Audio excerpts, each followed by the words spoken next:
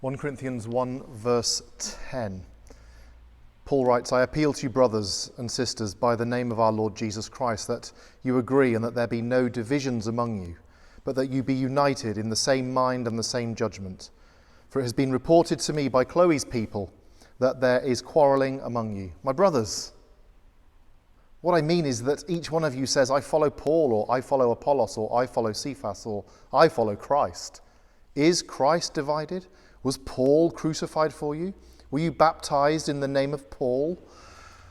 And so then Paul goes on to give a defense of the very, very few baptisms that he's given. What Paul is responding to is this report from a group of people called Chloe's people within the life of the church that are saying, we think there's a problem here with all of these factions. What are we to do about it? Some are saying that we follow you, Paul. Others are saying that they follow Peter because he was the rock on which the church will be built, as Jesus Christ had once said.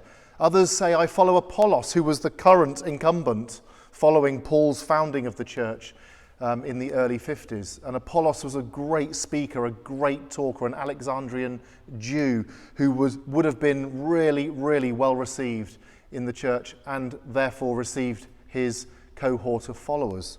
But this was causing division in the church. This was causing factions. Paul says, was I crucified for you? No.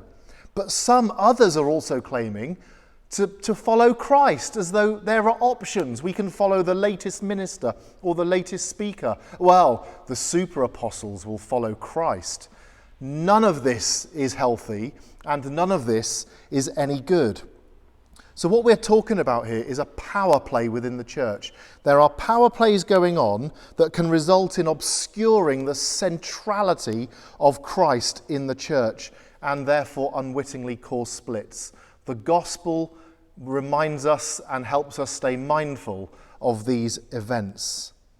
And we have to look at our own culture too, where power plays and such traits, such demonstrably un-Christ-like traits, can infiltrate the life of our church too, if we are unaware.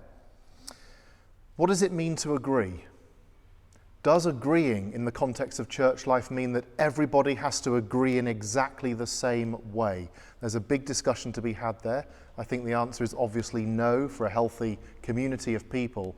But there is a manner in which disagreement can be sought. And Paul is saying the gospel is the vehicle by which we can seek that unity.